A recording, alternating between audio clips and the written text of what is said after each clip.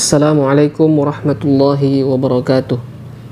Di video kali ini insyaallah akan kita jelaskan perbedaan tanda baca pada lafzul jalalah antara cetakan mushaf Indonesia dan mushaf cetakan Madinah.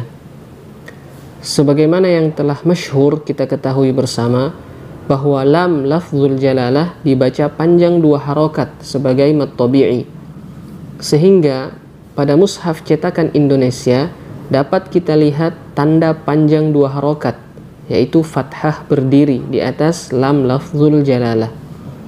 Sedangkan di mushaf cetakan Madinah tidak ada simbol atau tanda yang menunjukkan panjang 2 harokat pada lam lafzul jalalah.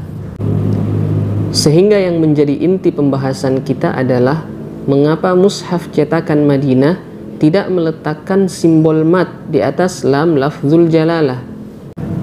Sebelum kita lanjut, ada beberapa hal penting yang harus kita ketahui terlebih dahulu, yaitu tentang Rasm Utsmani. Apa itu Rasm Utsmani? Rasm Utsmani adalah penulisan mushaf yang dibakukan pada zaman Utsman bin Affan. Nah, mushaf Madinah dan mushaf Indonesia sama-sama menggunakan sistem penulisan Rasm Utsmani. Namun yang menjadi pertanyaan, mengapa begitu banyak perbedaan yang kita dapatkan antara mushaf cetakan Madinah dan mushaf cetakan Indonesia?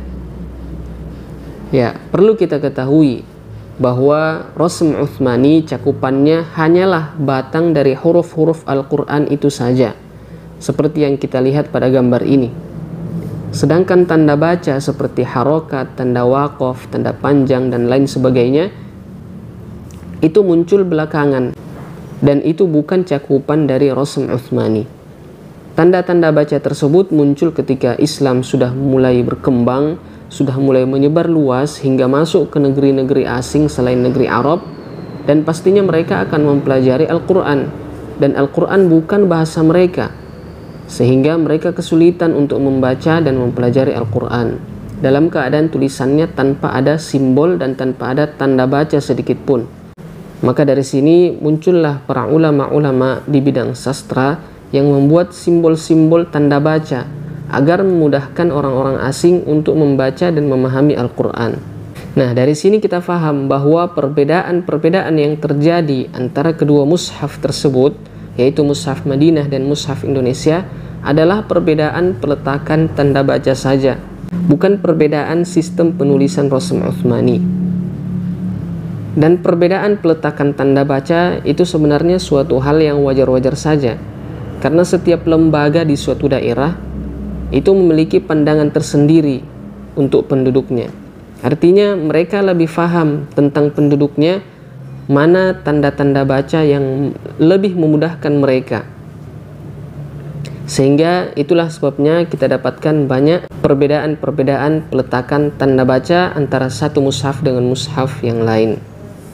Ya, selanjutnya kita lanjut ke lafzul jalalah Allah. Sebelum kita masuk pada pembahasan inti, kita coba menjelaskan sedikit tentang asal dari lafzul jalalah itu apa. Jadi asal kata dari lafzul jalalah adalah ilahun, yang maknanya adalah sesembahan. Kemudian ditambahkan alif lam, maka jadilah al-ilahu. Namun karena orang Arab selalu merasa kesulitan apabila hamzah itu diapit oleh 2 huruf yang sama.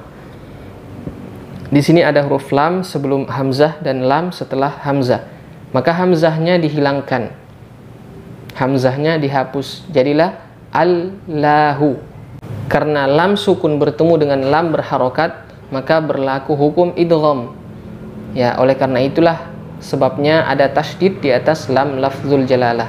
Sebabnya karena lam yang pertama diidghamkan ke lam yang kedua, jadilah Allahu, seperti itu. Nah, sekarang kita lanjut ke pembahasan inti, yaitu mengapa mushaf cetakan Madinah tidak meletakkan simbol tanda panjang di atas lam lafzul jalalah sebagaimana di mushaf cetakan Indonesia. Jadi ada 2 alasan kenapa mereka lembaga pencetak mushaf Madinah ini tidak meletakkan tanda panjang atau simbol mad di atas lam lafzul jalalah. Alasan yang pertama adalah Karena lafzul jalalah ini sangat sering terulang, baik berupa tulisan maupun ucapan. Kalau kita perhatikan di mushaf, nama yang paling banyak terulang adalah nama Allah Subhanahu wa ta'ala, lafzul jalalah. Kita perhatikan di setiap lembaran-lembaran, lafzul jalalah adalah nama yang paling sering terulang. Oleh karena itu, bagi mereka, meskipun tanda mat tidak diletakkan di atas lam lafzul jalalah, orang-orang juga sudah tahu bahwasanya lam lafzul jalalah itu dibaca panjang. Ini alasan yang pertama. Alasan yang kedua, nah inilah alasan yang paling inti sebenarnya. Alasan yang kedua adalah pengagungan terhadap nama Allah Subhanahu wa ta'ala sebagai sesembahan yang hak disembah. Dari sisi mana pengagungannya?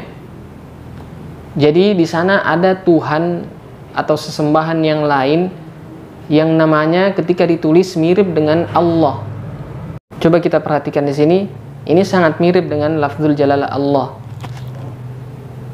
yaitu Al-Lat. Ini adalah nama Tuhan atau nama sesembahan yang disembah oleh orang-orang musyrik terdahulu.